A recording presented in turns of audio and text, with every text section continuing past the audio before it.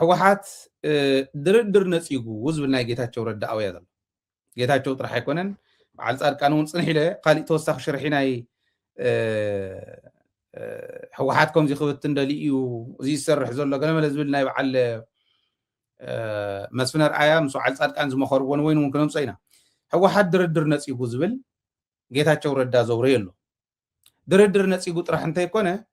ዶክተር ደብረጽዮን ነስመራ ኸይዲ እዩ ሕዝስ የለን በቃ ኣስመራ እዩ ዘሎ ድርድር ነፂጎም እዮም ሰራዊቶም እውን ድርድር ዝበሃል ድሕሪ ሕዚ የለን ኢሎም እዮም ይብል ጌታቸው ጥራሕ እንተይኮነ ድርድር ነፂጎም እዮም ዝብል ንናይ ኣሜሪካ ኣምባሳደር ንኦባሳንጆ እውን ድርድር ነፂጎም እዮም እምብልና ኢሎሙና እዮም ኢልኩም ተዛረቡ ኢሎም ሎቢ ዝገብሩ ሰባት እዮም ከይዶም ሓደ ግዜ ነዚ ምክትታል ከም መሪሕነት ክትገብርዎ ዘለኩም እዩ ዝብል እምነት ኣለና ኦፍኮርስ ጽቡቕ ዘተገይሮሞ ዝሓለፈ ምስ ኣማንኤል ጽቡቕ ዘተገይሩ ምስ ናይ ኣምባሳደር ናይ ኣሜሪካን ኣማንኤልን ዝገበርዎ ዘተውፅኢታዊ ከም ዝነበረ ዘለና መረዳእታ የመላኽት እዩ ነገር ግን ፎሎው ኣፕ ኣሎ ዶ በቃ ኸይዱ እቲ ሰብኣይ ክምለስ ከሎ ክንሪኦ ኢና ድሕሪ ፅባሕ ማለት ረቡዕ ስለ ዝምለስ ረቡዕ ክምለስ ሽዑ እንታይ ከም ዝብለና ክንርኢ ኢና ዲና ክንብል ወይስ ተኸታቲልና ነፍጽሞ ነገር ኣሎ እንታይ ኢና ነፍጽም መስለኩም ምስ ከደ እንታይ በልዎ ዝብል ሓያል ጠዋብእ ዝንኽህሉ ክእል ኣሎ ኢንተለጀንስ ማለት ኮዚ ኮይ ኢንተለጀንስ ማለት እዚ እውን እዩ ከይዱ ምስ ከደ እንታይ ኢሎሞ ትዕላማ ናይ ጸላእቲ ብደንብ ጌርና ክንርድኦ እንተኮይና ተረዲእና እንዲና ካብ ሞትን ላዕሊ እንታይ መክገብረና ደሊኻ ኢኻ ዝብለኒ ሰብ ይስኣን ኣነ ግን ከምኡ ይብልን ሕዚ ዘለዎ ደረጃ ዕለታዊ ገምጋምና ብመርቱዕ ዝተደገፈ ገምጋም እንተዘይሃሊ ፀገም ሕዚ ሓደ ድርድር ነፂጎም እዮም ዞም ሰዋት እዚኦም ይብሉ ኦኬ ድርድር ነፂጎም እዮም ዝብሉሉ ቁፅሪ ሓደ ሳልሳይ ሃገር ኣብ ሳልሳይ ሃገር ከይድና ኢና ንደራደር ስለ ዝበሉ እዮም ዝብሉ ኦኬ ኣብ ኢትዮጵያ ድና ራእሞ ክንደራደር ኣበየናይ ከተማ ናይ ኢትዮጵያ ድርድር ተደልዩ ብስሩ ከም መንግስቲ ትግራይ ክሕዞ ዘለዎ ኣድላይ እንተኮይኑ እውን ብደንቢ ኢንቨስት ክገብረሉ ዘለዎ ዝብሉ ኣነ ከም ህዝቢ ፑሽ ክንገብረሉ ዘለና እውን ዝብሉ ኣነ ምስ ኢትዮጵያ ድሕሪ ሕዚ ክንደራደር እንተኮይንና ኣብ ሳልሳይ ሃገር ክኾን ክኽእል ኣለዎ ንምንታይ ሳልሳይ ሃገር እንተኮይኑ ተድርድር ንምንታይ ይግበር ኣሎ ኣብ ልዕሊ ህዝቢ ትግራይ እንታይ ስለ ዝበፅሐ እዩ መሪሕነት ትግራይ እዚ ዝብል ዘሎ ዝብል ተርጊሙ ክትንትን ዝኽእል ኣናሊስት ምርካብ ከፊልካ ትረኽቦ ኣይኮነን በቲ ሕዚ ዝብሎ ዘለኹ ስልቲ ከይድካ ትረኽቦ እታ መንገዲ እታ ብሕታዊት መንገዲ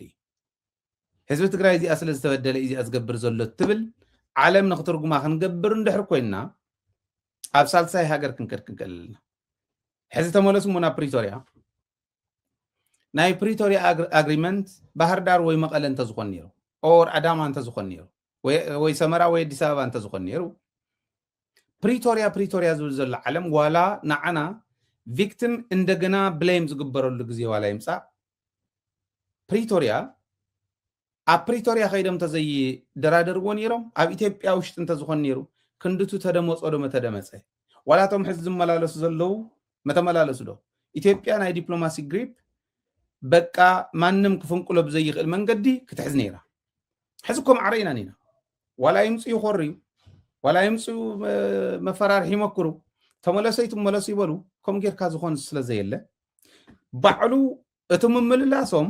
ቅልፅም ትግራይ ክንደይናይ ዝኣክል ምዃኑ ይዘርኢ ትምምልላስ ናይ ዞም ኣምባሳደራት እዚኦም ተመላሊሶም እንታይ እዮም ዝብሉ ፕሪቶሪያ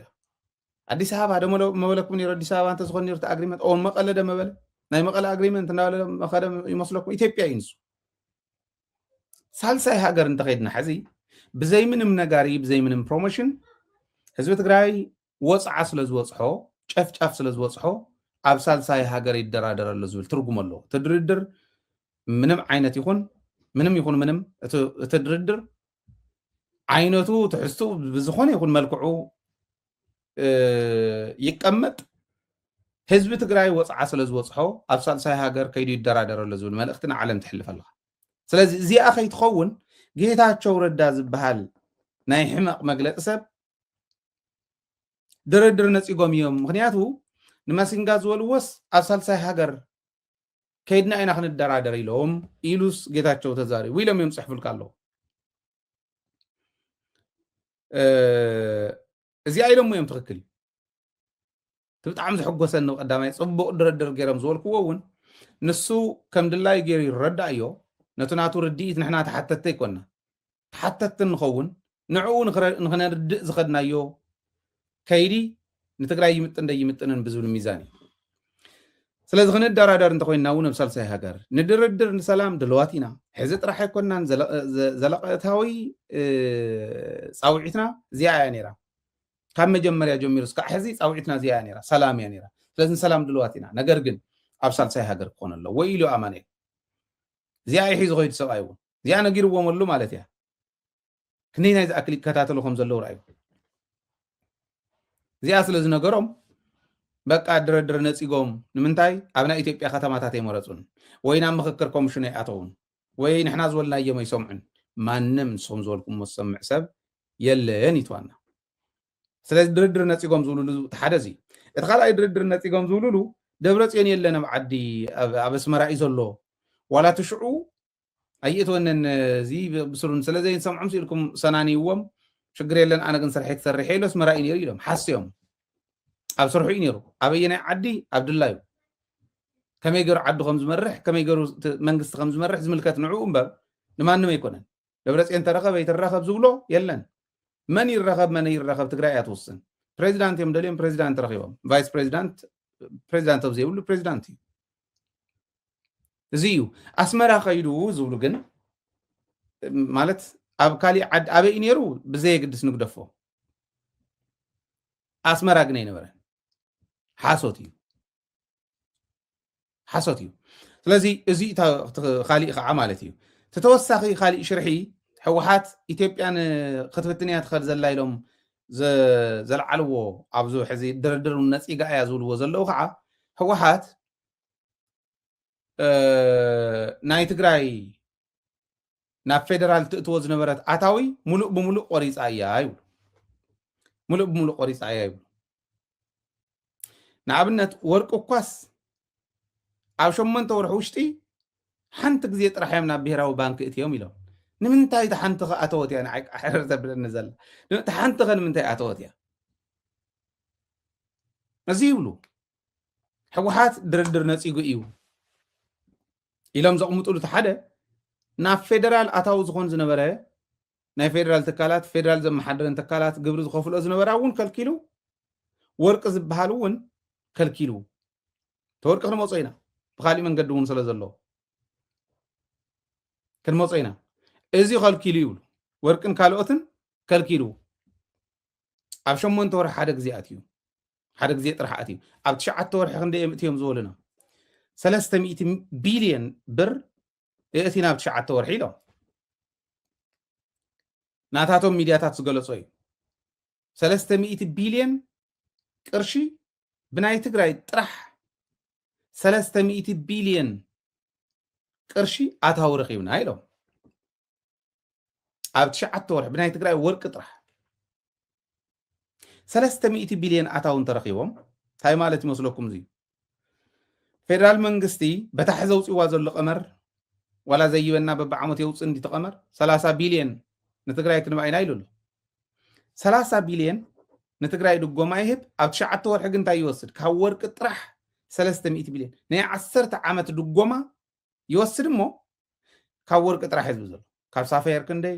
ካብ ኮፐር ክንደይ ካብ ሰሊጥ ክንደይ ካብ ካሊእ ግብሪ ክንደይ እሳት ግደፍዎ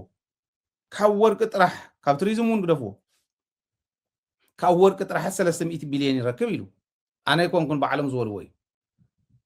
ናይ 10 ዓመት ድጎማ ካብ ፌደራል ዝመፀና ንዝቕፅል 10 ዓመት ኣብ 9 ወርሒ ምውሳድ ኢሎም ኢሉ ሕዚ ግን እንታይ ኮይኑ ወርቂ ከልኪሎም ዘለው እቲ ድርድር ኦልሬዲ ቶታሊ ስለ ዝነፀግዎ እዩ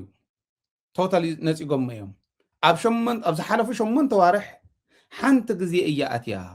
ወርቂ እንተሎት ግዜያዊ ምሕዳር ዝነበረ ታደሰ ዝኩሉ ዝዘርይሉ ዝነበሩ ሕዚ ከዓውሪዶም ኣሎ ተለ ታደሰ ዝነበረሉ ወርቂ ንኸይኣቱ ገይሮም እዮም ታደሰ እውን ከምኡ ገይሩ እዩ ኣብ 8 ወርሒ ዝሓለፈ 8 ወርሒ ሓንቲ ግዜ ጥራሕ ናብ ብሔራዊ ባንክ ኣትዩ ድሕሪኡ ዘሎ ግን ብኤርትራ ገይሮም ኣውፅኦም ብኮንትሮባንድ እዮም ሸጥዎ ዘለው እና ናይ ዓረብ ሃገራት ይገዝኦ ኣለዋ ንዝሓለፉ 8 ወርሒ እንዳገበሩ እዮም ፀኒሖም ሕዚ ደብረፅዮን ምስ መፀ እውን ሲኦም ዝገብሩ ዘለው ናብ ብሔራዊ ባንክ ዝኣቱ የለን ኢኮኖሚ ናይ ትግራይ የድምዩ ኣለው ኢኮኖሚ ናይ ኢትዮጵያ እውን የድምዩ ኣለው እዚ ሰምሃል መለስ እውን ገሊፃቶ እያ ይብሉ ኢኮኖሚ ናይ ትግራይ የድምዩ ኣለው ኢኮኖሚ ትግራይ ካብኣቶም ላዕሊ ዘድመዮ የለን ኢኮኖሚ ትግራይ ካብኣቶም ላዕሊ ዘድመዮ የለን ሰምሃል መለስ ገሊፃ እያ ዝበልዎ ንሰምሃል መን ከም ዝነገራ ክነግረኩም ኣነ ሰምሃል ምስ ሃረጎይን ትበሃል ሰበይቲ ምሳያ ትነበር ፕሮፌሰር ሃረጎይን ትበሃል ፕሮፌሰር እያ እንተኮይና ማለት እዩ ኣነ ምንም ሕትመት ኣይረኸብኩላ ሰርች ገይረ ነይረ ሕትመታት የብላ ፕሮፌሰር ዝበሃል ምርምር ፕሮፌሰር ዝገብረካ ድሕሪ ፒኤችዲ ብምርምር ኢኻ ፕሮፌሰር ትኾን ስለዚ ምንም ዓይነት ናይ ምርምር ውፅኢት ዝተሓተመ ይረኣኹላ እንተሃሊ እንተትፈልጥዎ እንትኾን ክብል ኣኹለይ ክሪኦ ምስያ እያ ትነብር ሰምሃል ዝመኽርዋ ነጊሮም ናብዚ ደረጃ ዘውፅሕዋ በዓል ዘርሂን ተሾመ እዮም ዘርሂን ተሾመን ሬድዋን ሕሴንን ደመቀ ዘውድን ጌታቸው ረዳን እዮም ጌታቸውን ደመቀን ሓውን ሓሰርን እዮም ንሰምሃል መኺሮም ውፅ ኢሎም ዘውፅዋ ግን እዚኦም 4 እዮም ኣነ መረዳእታ ኣለኒ ኣበይ ከም ዝመኸርዋ ምሸት እንተይተረፈ ተፀዊዓ ትምከር ከም ዝነበረት ፈልጥ እየ እንታይ እዩ ተዋሕዚ እስካዕ ክንድኡ ንፀላኢ ከፊታ ዝሃበት እንታይ ይግበር ከም ዘሎ ብትግራይ ዘይትፈልጥ ሲልካ ህልኽ ንምንታይ ከምኡ ከም ትገብር ብጣዕሚ ዝገርም ጓል መለስ እውን ኢልካ ንክትፅዋዓ ከብድ እዩ መለስ ኣስተውዒሉ ዝኸድ እዩ ስኢሉ ዝተኸፈተ ንኩሉ ንፀላኢ ክፍቲ ዝኾነ በሪያ ከፊታ ሂባቶም እተው ትግራይ ብልዕዋ ንትግራይ ኣዋርድዋ ንትግራይ እንቋሽዋ እዩ እምበር ኣየናይ መራሒ ንባዕሉ ንግሉ ክጥቀም ርያ መን ትበሃል ስደደልና እንደ ንሕና ደኔና ምሕረት ዘይብልና መርትዖን ተረኺብና ምሕረት ዘይብልና ነቐፍቲ እኔና እኮ መርትዖ ክተቕርበ ይረኣኽዋ ይወስዱ እዮም እያ ትብል ስኢሉ ጀነራል ዝኾነ ፍረጃ እዩ ሰምሃል ከምኡ ኢላ እያ ይብሉ እዚዩ ብኩለን ሚድያታቶም ወፅኦም እዮም ብናይ ግልን ብናይ መንግስትን እዚ ይብሉ ስለዚ መንግስቲ ትግራይ ንትግራይ እውን የድሚ ኣሎ ኢትዮጵያ እውን የድሚ ኣሎ ትናይ ትግራይ ግደፍዎ ኣይእትዎምን የድሚያ ድዩ የልማዓ ዘሎ ንሕና ተጋሩ ኣለና ኣሎ ትንኢትዮጵያ የድሚ ኣሎ ግን ኣየድምን ኢሉና እኮ ይጨኒቁና እምበር ናብ ኢትዮጵያ ጥር ትብል ነገር ክትከድ የብላን ዝብል ህዝቢ ዝደልዮ ዝሕቶ እዚ ጥር ትብል ናብ ኢትዮጵያ ክትከድ የብላን ኢትዮጵያ ትበሃል ዓዲ በላዒትና እያ ኣሚንና እያ ዝደቀስናሉ ዝሓረደትና ንትግራይ ይፀልኢ ዝተባሃለ ጋኔን ኩሉ ፀዊዓ ዘብልዓትና ኢትዮጵያ ትበሃል ዓዲ እያ ኣብይ ኣሕመድ እንዲሁ ግለሰባት ዝገበርዎን ኢትዮጵያ ይትፅልኡ ግለሰብ ኣይኮነን መንግስቲ ኢትዮጵያ እዩ ንኢትዮጵያ ዝውክል ማለት እዩ ስለዚ ኣይውክልና ንኢልካ ምውራድ ሓደ ዘረባ እዩ ይውክልና እዩ ኢሎም ሒዞም መስካዕ ዘለቑ ግን መንግስቲ ግለሰብ ኣይኮነን መንግስቲ ዝመርሕ ሰብ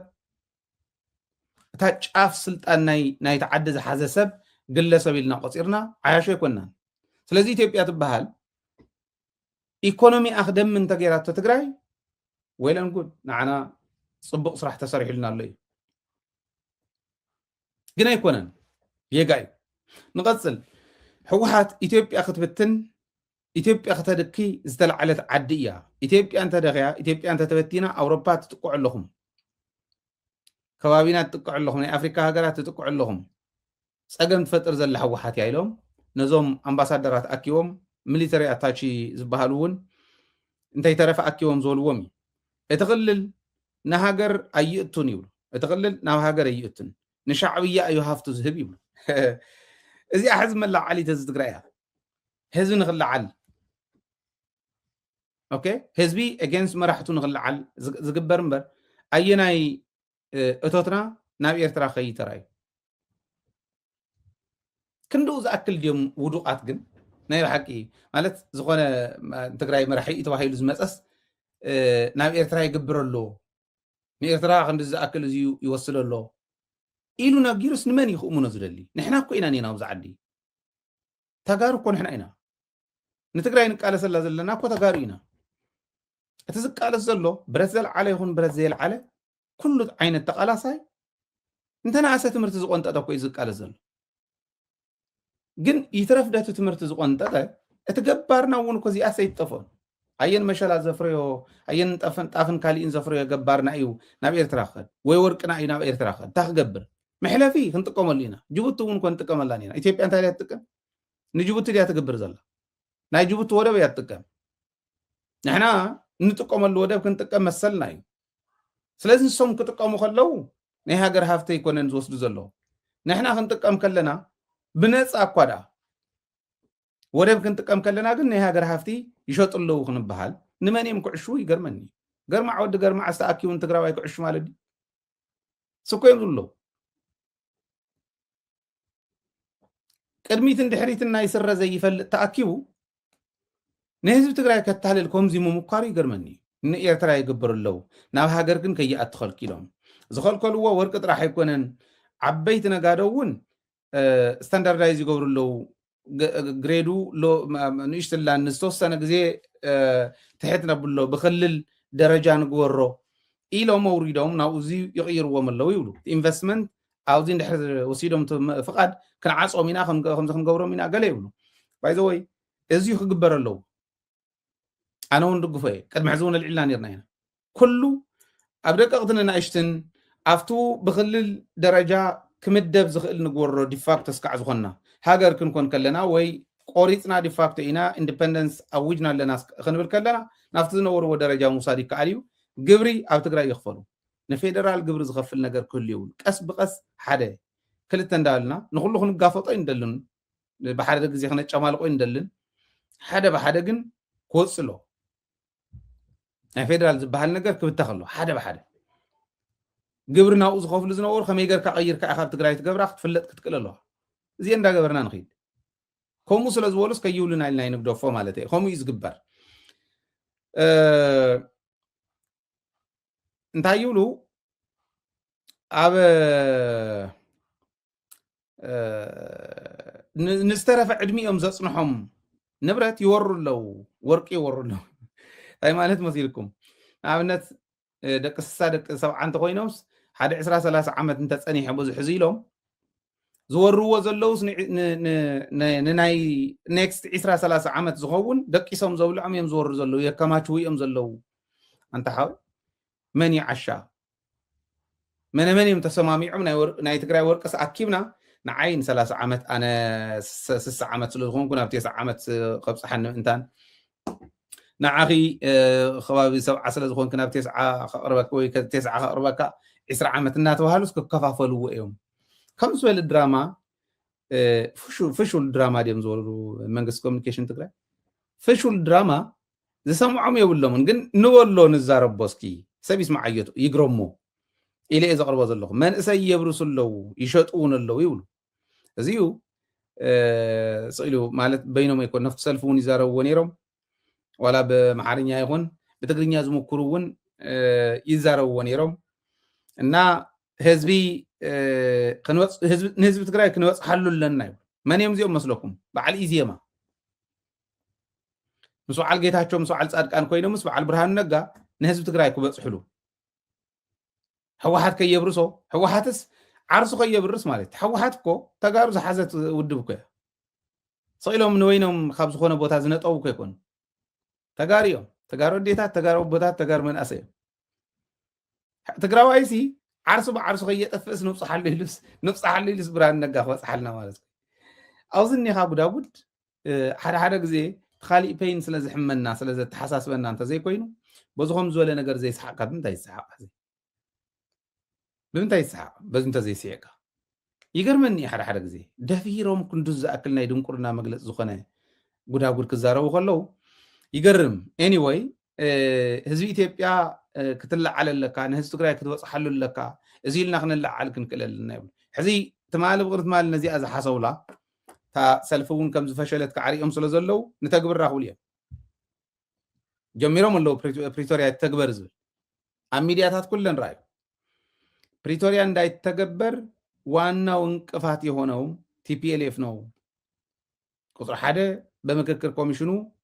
አልተሳተፈም ሁለተኛ ንውፃእ ናብ ሳልሳይ ሃገር እንደራደር ይብል ኣሎ ሃገሩ ጸሊኡ እዩ ናብ ሃገሩ እውን ግብረ ይግብርን ዘሎ ግብረ ከይመጽእ ወርቂ ከይኣቱ ካልእ ከይኣቱ ይኽልክል ኣሎ ጀጊኖም ኣለዉ ማለት ኮይኑ ሕዚ መራሕትና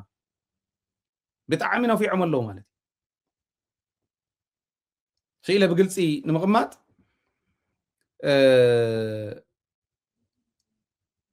ጦርነት እንዳጻሕተሩ ጸላእቲ ከም ዝሕዝዝ ውለ ዘለኹ ዓይነት ፍረጃ ክፍርጁ ከለው ናይ ብሓቂ ኣብ ሳልሳይ ሃገር እዚኣ ኦልሬዲ ኣነ ባዕለይ እውን ጠይቀዮም እየ ሳልሳይ ሃገር ተዘይኮይኑ ኣብ ኢትዮጵያ ዝበሃል ድርድር የለን ኢሎም እዩ እዚ ትኽክል እዩ ግብሪ ከይኽፈል ንኢትዮጵያ ወርቂ ከይኸድ ንኢትዮጵያ ገይሮም እንተኮይኖም ግን ናይ ብሓቂ ጠጠው ኢልና ክነንጭውጭወሎም ኣለና መራሕትና ማለት ተረዲእዎም ኣሎ ትግራዋይነት ኣኸለ ኢትዮጵያ ዝበሃል ነገር ወዲኡሎም ኣሎ ቆሪፁሎም ኣሎ ማለት يقني لنا هم غير نخردهم زغبر كم ددويت زبلات كالات ون صعرن بكاي ترفن كم غيرم تخوينم مالتي نسخ حاسوين اندلي ጦርነት ጠጠው ክብል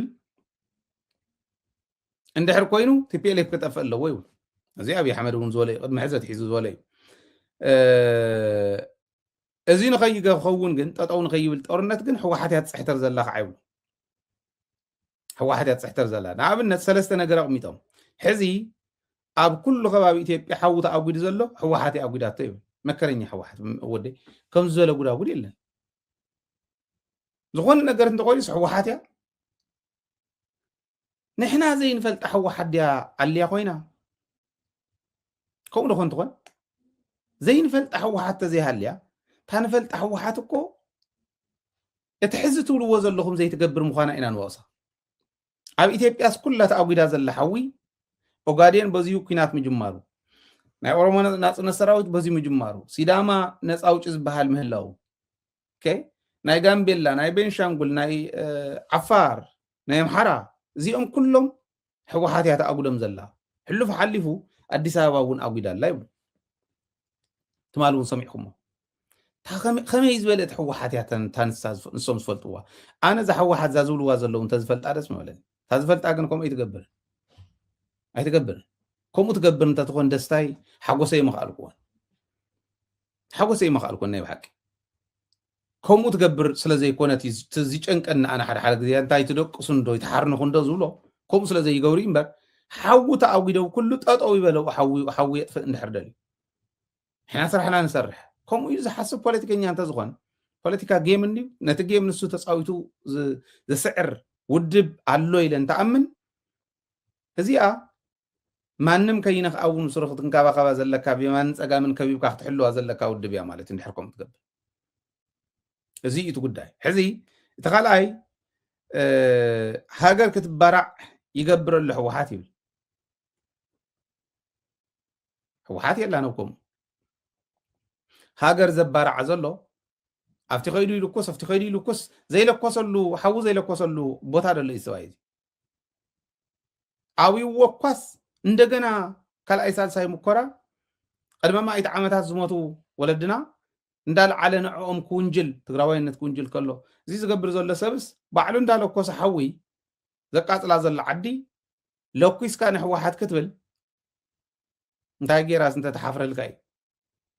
ነዚ ግን ይፈልጥዎ እዮም ኢትዮጵያውያን ሕዚ بدن بجيرم ترديهم يوم تزعبي بتعم زسحقني هاجر انت فريسات حتى تحوحاتي يقولوا سيودي هاجر انت حد حندار انا يخوانا انت فرسس هاجر انت فريسات حتى تحوحاتي برقص إذا خسر حلو خلله ناي ميديا صراحتنا إذا أمونا بقمة زئتوه ناي صباحنا صنتنا نايلو من صهنتنا ኣብ ልዕሊና ዝበፅሕ ዘሎ ብምዝራብ ጥራሕ እንተይኮነ ኣብ ልዕሊና ክበፅሕ ዝኽእል ነገር እውን ፕሮኣክቲቭሊ ርኢኻ ብምኻድ ናይ ሚድያን ዲፕሎማስን ስራሕትና ምጥንኻር ናይ ግድን እዩ ኣይንን ዓቆም እዚኦም እዚ ሕዚ ኣነ ቀሊል ቃል የብሎን እቲ ሓደ የስሕቕ እዩ ትክክል እዩ በዓል ኣፍሪሱ ተዓዲ ምዕራይ ምስ ኣበየቶ ባዕሉ ዳሕዲሑ ሕወሓት የፍሪሱለይ እንዳበልካ ጨርቅካ ጠቕሊልካ ክትከይድ ኣይትኽእልን ተሓታቶ ባዕልካ ኢኻ ሃገር ዘፍረስካ ባዕልካ ሰላም ደይብለካ ኣሎ ንሕወሓት ሰላም ንግበር ጊዶፉና ብሰላም ክንነብረላ ዝዓድኮ ይብለካ ኣሎ እዚ እንዳበለ እንዳሃለዎ ትውድብ ዝገብርዎ ዘለው ሽርሒ ንፅባሕ ንጎ ዋጋ ይኽፍል ማለት ኣይኮነን ኣስተውዒልካ እንተዘይተኸይዱ ዋጋ ዘኽፍል እዩ ስለዚ እንታይ ኢና ንገብር ሚድያናን ዲፕሎማሲናን ነቀናጁ ፕሮኣክቲቭሊ ይምራሕ ሪኣክት ምግባር ዲፌንደር ኮንካ ምግጣም እንተይኮነ መጥቃዕቲ ኮይንና ክንገጥም ክንክእል ኣለና ጎል ክነቁፅር ክንክእል ኣለና ክነግሮ ኣለና ንኢትዮጵያዊ ማለት እዩ ይኸው ዘፍርሳ ዘሎ ናይ ባዕልካ መንግስቲ እዩ ይኸው ኢትዮጵያ ትድሕድሓካ ኣላ ከምታ እዞም ቤንሻንጉል ዘውፅዋ መግለፂ የፍርሱና ኣለው ቤንሻንጉል ተወሰነ ፓርት ናብ ኣምሓራ መብዛሕትኡ ኣካል ቤንሻንጉል ግን ናብ ኦሮሚያ ኣኔክስ ንምግባር ይኸዱ ኣለው ብግልፂ እዚ ፓርላማ ተዘራረብሉ እዩ ስኢሉ ቀሊል ነገር ከይመስለኩም እዚ ሕዚ ንምፃእ ናብኡ ናብቲ ተወሳኺ ሽርሒ ናይ ምክክር ኮሚሽን ንእቶ ኣብኡ እውን ዝግበር ዘሎ ትግራይ ተኮር እዩ ንኣብነት ምፍራስ ሕገ መንግስቲ ሕገ መንግስቲ ይፍረስ ክበሃል ከሎ መሰል ዓርሶ ውሳነ እስካዕ ምግንፃል ዝብል ንሰርዝ እንዲ ሓቀይ ዓንቀጽ 39 ሰሪዝና ኢና ክብሉ እዮም ኖ 39 ይስረዝን እንተነኣሰ እኳ ስታ ምግንፃል ትብል ንሰርዝ እምበር ክብሉ እዮም ምክንያቱ መሰል ዓርሶ ውሳነ እዩ ዓንቀጽ 39 ምግንፃል ጥራሕ ኣይኮነ ሓንቲ እታ ምግንፃል ራብዒቲ ተስተረፈ 75% መሰል ዓርሶ ውሳነ ብሄር ብሄረሰባት እዩ ብቋንቋኻ ምዝራብ ብቋንቋኻ ምድናይ ዓርስኻ ምኳን እዩ እዚ ይኾንን እዮም ዝብሉካ ዘለዉ ዓንቀጽ 39 ክስረ ዘለዎ ክብሉ ከለዉ እዚኢኻ ተርዶ ቤንሻንጉል መብዛሕትኡ ናብ ኦሮሚያ ጋምቤላ ከም ዘለዎ ናብ ኦሮሚያ ኣኔክስ ክንገብሮ ኢና ክበሃል ከሎ ብሄር ብሄረሰባት ዝብል ኣጥፊእና ህብረ ብሄራዊ ኢትዮጵያ ህዝቦች ከነብሎ ኢና ክብሉ ከለዉ ብሄር ብሄረሰብ መንነትካ ይጥፋእ ማለት እዩ መዲድ ሒዙ ሰብኣይ እውን እንተይተረፈ ዝጥሕን ዝነበረ ባርያን ጎይታን ኮይኖም ዝግዝኡን ዝነበሩ ናፍቲ ዘመን ንሱ ክንመልሰካ ኢና ብሄር ዝበሃል የለን ማለት መንነት ዝበሃል የለን ማለት እዩ ስለዚ መንነትካ ክነጥፋእካ ክብልዎ ከለዉ መንነትካ ክትጠፍእ ኢኻ ኢልካ ትነግሮ ኮነ ይኹን ኢትዮጵያዊ መቃለስትካ እዩ መንነቱ ክጠፍኦ ዝደሊ ኢትዮጵያዊ የለን ኢትዮጵያዊ ጥራሕ ኣይኮነን ኣብ ዝኾነ ይኹን ክፋል ዓለም ኪዱ ሓንቲ ዓባይ እታ ምክክር ኮሚሽን ሒዝዋ ዘሎ ግን እዚኣ ሕገ መንግስቲ ምፍራስ ማለት መንነት ምጥፋእ ማለት እዩ ላዕላዊ ስልጣን ናይ ህዝቢ ምስራዝ ማለት እዩ እዚዩ ሓደ በሉ ምፅዳቅ ኣድላይነት ባሕሪ እዚ ምስ ኤርትራውያን ዘናክሶም እዩ ባሕሪ የድልየና እዩ ስለዚ ወደብ እንተሂቦምና ፅቡቅ እንተዘይሂቦምና ግን ኢትዮጵያውያን ባንድ ላይ እንነሳለን ዝብል ውሳነ ሒዞም ክወፅ እዮም እዚ ብጭብጢ እየ ዝነግረኩም ኣለኹ እዚ እውን ሓዊ ዝኣጉደላ ዘሎ ንኢትዮጵያ ሓደ እዩ እቲ ዝበልክዎ ምክሳም ናይ ቤንሻንጉልን ጋምቤላን ክልላት ኣብዚ ልክዕ ከምቲ ናይ ትግርኛ ሰዋስው ኣይዎ ዝበሃል ድሬዳዋን ኣዲስ ኣበባን ክልላት ክንገብር ኢና ይብል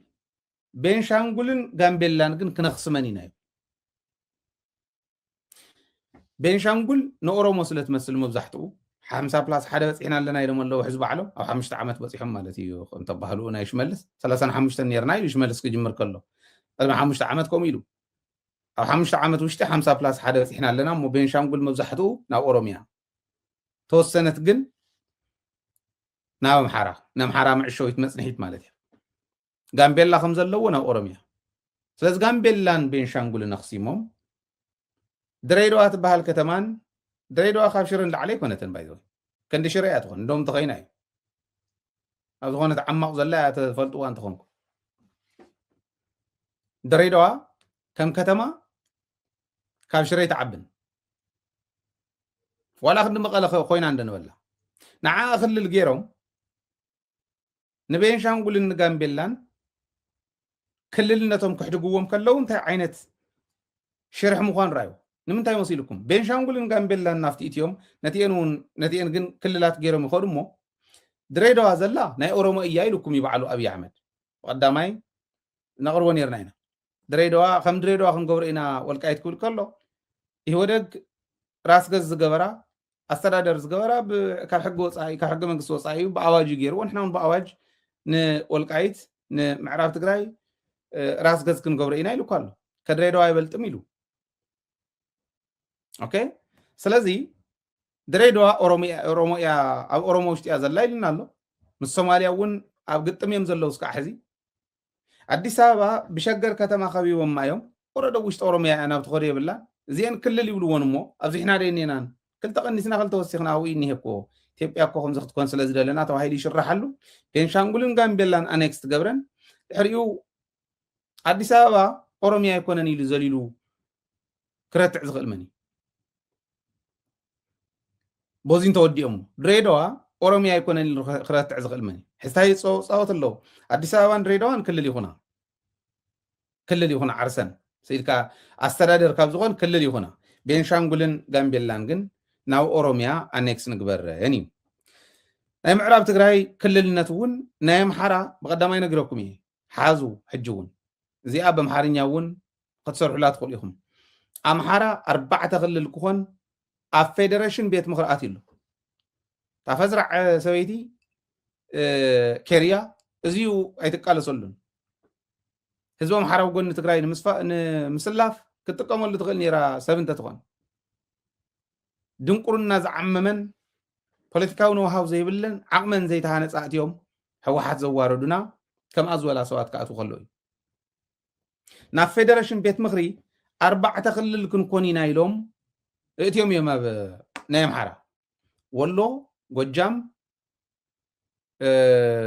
ጎንደር ሸዋ 4 ክልል ሕዝታይ ይብል ኣሎ ኣብይ ኣሕመድ ኦኬ 4 ክልል ንክትኮኑ ሽግር የለን ትሕቶ ክለዓል ኣለዎ ፌደሬሽን እንዲ ተታሒዙ ዘሎ 4 ክልል ዝብል ንሕና ንመሳሰልን እንዶም ሃይለ ቃል እውን ኣለዎ ባይዘ ቅድሚ ሕዚ ወሎ ምስ ሸዋ ይዋሰብ እኒዩ ወሎ ናብ ትግራይ እዩ ዝመፅእ ምስ ትግራይ እዩ ዝዋሰብ ዝመስለኒ ዝብሎ ምስ ሸዋ ይዋሰብን ሽም ነይርዎ ንሱ ክገድፎ እያ ምስ ጎጃመ ይዋሰብን ሽም ኣለዎ ንሱ ክገድፎ እየ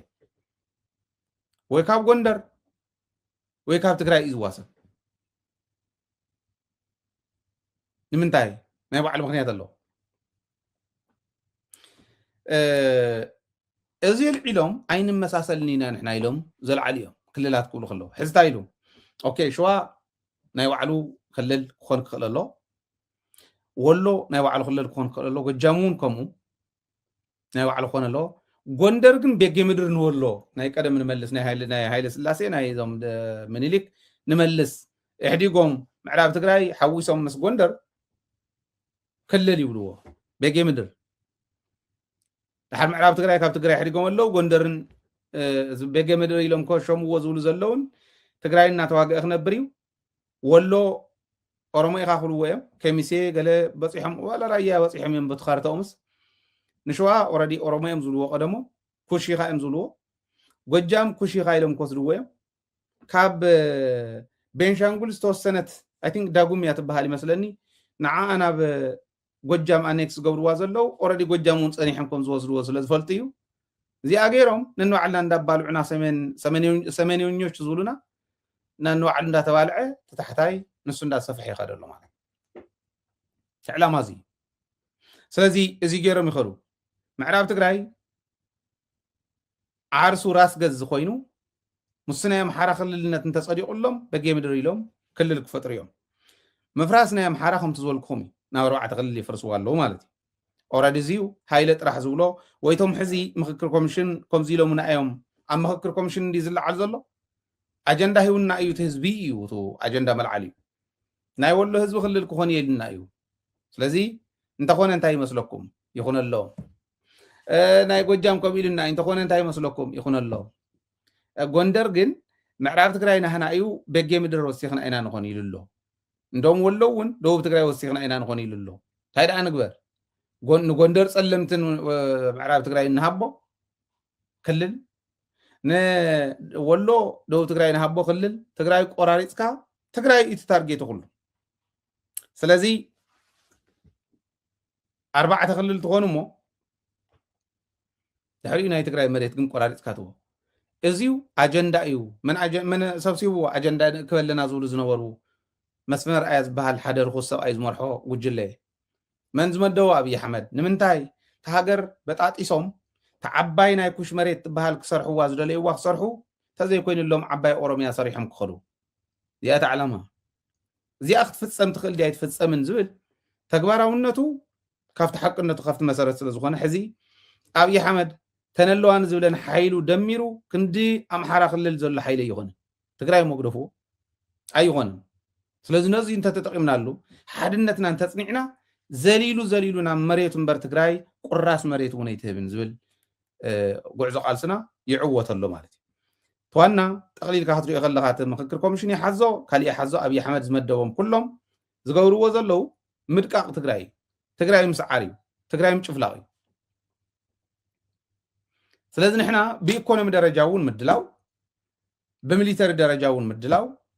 ዲፕሎማሲን ሚድያን ብሓደ ጌርካ ምምራሕ ምኽኣል እዚኣቶም እዮም ከብፅና ዝኽእሉ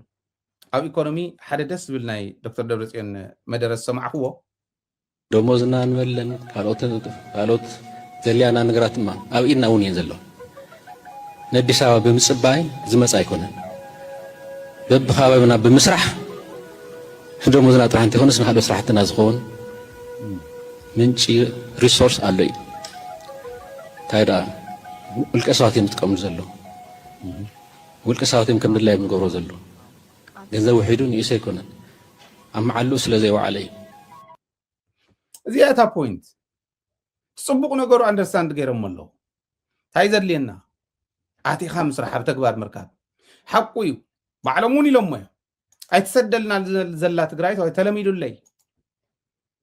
ተለሚዱ ናይ ትግራይ ክብላዕ ወርቂ እናጋሓጥካ ካሊእ ንብረት ትግራይ እናጋሓጥካ ተለሚዱ ትግራይ ትእቱን ዘላ ኢትዮጵያ ለማፍረስ እንደውም ሆን ብለው ታጥቀዋል እነዚህ ወያኔዎች ለምን ወርቂ እየላኩ አይደለም ክብላዕ ኣለይ እዩ ትግራይስ በቃ ኾነ ኢላ ኢትዮጵያ ንክተፈርስ ትኸደላ ትግራይ እንተዘይገቢራስ ኢትዮጵያ ትፈርስ እያ ማለት እዩ ስለዚ ትግራይ ክትግብር ኣለዋ ናብ ኢትዮጵያ ትግራይ ድሕሪ ሕዚ ናብ ኢትዮጵያ ገፃ ገይራ ክትሸይነ ይትኽእል ትግራዋይ ናብ ኢትዮጵያ ገፁ ገይሩ ክሸይነ ይኽእል ኢትዮጵያ ትበሃል ዓዲ ድማ ኣፋ ከፊታ ትግራዋይ ክትበልዕ ተዳልያ ዘላን እንዳበልዐት ዝነበረትን ዘላን እያ ሓድሽ ነገር የብላን እዚ ንፈልጦ ኢና ንርድኦ ኢና እዚ ምርዳእና እዩ ሕዚ በላዕላዕ ዝብሎም ዘሎ ክንርድኦ ከዓ ኢና ዕሪና እንዳተረዳእና እየ ክንከድ መናእሰይ እንዳረዳእና ክንከድ ኢና ክንፅዕር ለዝታ ሕዚ ዶክተር ደብረፅዮን ዝበላ ናይ ገንዘብ ጉዳይ ናይ ገንዘብ ሕፅረት ኣይኮነን ናይ ምሕደራ ጉዳይ ይፀገምና ግለሰባት እዮም ሒዞሞ ደኢሉ ሓቀይ ሃይለ እንታይ እንዳበለቐኒ ንምንታይ ኢና ናይ ዓድዋ ሰሪሕና ግለሰባት ይወርዎ ኣለዉ እቲ ህዝቢ ድኻ ደኣ መሊኡ ደይን ሄኖ ዋ ከም ሃገሩ እንዲ መንዳ ይበልዖ ኣሎ ሌባ ነቲ ሌባ ከመይ ገርና ንሕዞ ስርዓት ነትሕዞ ከምታ ክንብላ ዝቐንና ደደቢት ጥራሕ ተዛሪቡ ድዩ ኖ ህዝቢ ከም ህዝቢ ተላዒሉ ህዝቢ ዓድዋ ቤት ምክሪ ዓድዋ መላእ ህዝቢ ትግራይ እውን ንዓድዋ ሞዴል እንተገይርናያ እንታሕታይ ከድኩም ላዕላይ ከድኩም ብዘየግድስ ኩላ ክትፍታሕ እያ ሞዴል ግን ክህልወና ኣለዎ እንታይ ንግበር ሕዚ ኣፍታ ተጀሚራ ዘላ ደደቢት ጀሚራታ ዘላ ንዕሰል ባዕሉ ኮ ይብሎ ኣሎ ግለሰባት ሒዞሞ ወረርቲ ሒዞሞ ሊያቡ ሒዞሞ ይብለና ኣሎ ትኽክል ገንዘብ ኣለና እዩ እኹል ሃፍቲ ኣለና ንትግራይ ኣይኮነን ካሊእ እውን ክንከፍል ንኽእል ኢና ትኽክል እንታይ ደኣ ንግበር ስርዓት ነትሕዝ ሕዚ እዩ ስርዓት ክነትሕዝ ከለና ፀላእቲ እንዳተረዳእና ናይ ፀላእቲ ጉዕዞ እናተረዳእና ናይ ባንዳታት ጉዕዞ እናተረዳእና ክኾን ክኽእል ኣሎ ምክንያቱ ንዕኦም እውን ዝምጥኖም ስጉምቲ ዓፀፋዊ ስጉምቲ እንዳወሰድካ ኢኻ ትኸይድ ያ እናገበርና ክንከድ ከዓ ሚሊተሪና ሴኪሪቲ ጠቕላላ እቲ ናይ ፀጥታን ድሕነትን ዝበሃል ጠንኪሩ ክኸድ ክኽእል ኣሎ ነዚ ምልክት ዘሪአኩም ኩሉ ግዜ እውን ነሪአኩም ሓደ ክልተ ዝኾና ቪድዮ ብተኸታታሊ ከቕርበልኩም ምድላውና እንታይ ይመስል ዝብል ክንዳሎ ዘድልየና ምንታይ እዩ ዝብል ነቶም ባንዳታት ከመይ ኢና ንርድኦም ዝብል ንፀላእቲ ከመይ ኢና ንርድኦም ዝብል ተመልከት ንኸድን ቶም ናይ ንየ ፀላእትና تم كاوزي زخدو جيبؤمن كودمن محسوية تم حشاخر تم بجنزة وزمور لسه لسه كنا كحلنا كل حسكن كللنا فتنا هذا تقرأي كفتح يصبح عرفت فتنا هذا تقرأي شتتت نتهزبت راح يكون زقود نتبعلو نتشتت ولا مجمرة زقود الشيء مجمرة تتقعي أبصل أخيدو كم بدودو ويخليه كسراسر ويخليه صباح خمس والعوق رقصني تاريخ الشيء زمهرنا حجزنا احنا قاعد نقول لكم دبيت حجزنا فتمن العلوم زلنا حسابات عمريت زل ما راح يحجزنا عوشتنا زل فتختخ شت إلو ستم كله ليه خنقول لنا كم تعمل لزبلا ملز ولا زنبره أكافان بمامو كاشة روكيت ما درجة يتشالمي كأبتر تريل كان ليبا عري ما راح تقول يدخل زي تدلو حيلي بعلو كينات عدامي زي مدلاو بعلو كينات معدام مخانو خردال لنا زياتهم تريطم يمزلو ريطات يم أوزل لخيا ساعات أوزل لخيا جزي خيرك مرقات يكالي مطفاي كالي زبل كنتات عينات فتيرنا تطنحنا تريطنا كينات معدامي تبعنا مدلاو كينات يعدمن مدلاو كينات تترفي زي مدلاو كن كينات زعدمي هاي صوعنا يومن معلم مصيمنا نولينا حدا غزي صوعنا يوم باو قلقليس مدلونا يرانا يوم بزي مدلاونا دفيرمنا بزي حسب ولا يغيد سلازي كسع حزب زغورنا يوم مرير تقادلو حزب تقراي كم بدرجات كتفق عصمتون تفحيرو كقاصل تموليس هيوت كيزرق تمربتون كم سقا قرمت تقرامي تخطف يليرت حلمي كبار واقع كفيلنا تهزبي أدحنا لنا كبار واقع كفيلنا تامريت فرقة تهزبنا ون فرقو أو تنا أسعار سلام أو تحنا لنا تسترف مريتنا هزبنا لعلى أوقاتنا قد ما قدن كنو حسن لنا قدن